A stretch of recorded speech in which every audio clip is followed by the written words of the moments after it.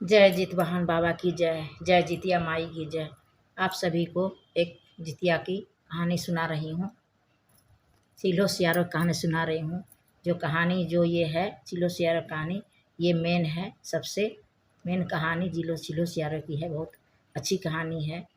ये पहला कहानी चिल्हो सियारो की है, जितिया में कही जाने वाली कहानी है। तो चिल्हो सियारो जो थी वो वहाँ नर्मदा नदी के किनारे एक पाकड़ का पेड़ था। तो पेड़ जो था बहुत पुराना था, बहुत जुगों जुगों का पुराना पेड़ था। तो वहाँ पर नर्मदा नदी के तट पर जब भी औरत सब आती थी, जितिया व्रत करती थी, तो वहीं नहाने आती थी। नर्मदा नदी के तट पर आती थी।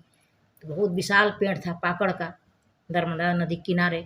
तो उसी पेड़ में ऊपर में वो चील रहती थी और नीचे सियार रहती थी। तो चील ऊपर में रहती थी, पकड़ पेड़ के ऊपर में, नीचे सियार रहती थी। तो नीचे पेड़ में बहुत बड़ा खुररा था, बहुत पुराना पेड़ था, बहुत पुराना पेड़। तो खुररा हो गया था, तो वही खुररा में सियारन रहती थी। तो चील सियारन में बहुत दोस्ती थी। तो एक दिन उस दिन जितिया व्रत था, अष्टमी तिथि था, जितिया का व्रत का उपवास था। तो और सभी औरत उसमें नर्मदा नदी के तट पर नहाने आई। तो चील सियारन अपना में बोली कि आज क्या है, इतना औरत सब नहा रही है, क्या है।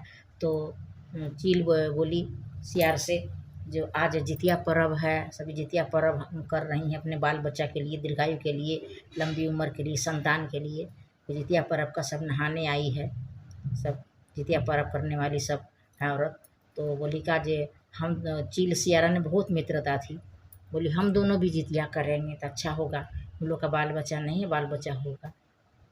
तो चील बोली का जे हाँ हाँ करो, अच्छा है, करो, नियम धर्म विधि से करो तब जितिया अच्छा होगा। नियम धर्म नहीं करेगी तो व्रत का भंग हो जाएगा।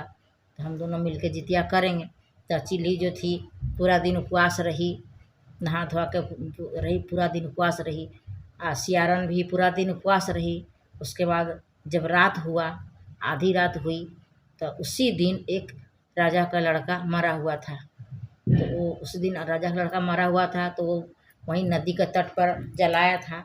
तो पूरा नहीं जल सका था, क्योंकि खूब आंधी पानी, खूब बारिश हुई थी उस दिन। तो थोड़ा जला, थोड़ा ऐसे ही रह गया था, बिना जला हुआ रह गया था। तो सियारन देखी थी, नहा के आ रही थी, तो देखी थी। तो सोच रही थी हम कब खाएं, कब खाएं, कब खाएं, कैसे कर रही थी खाने वास्ते थी, कब खाएं।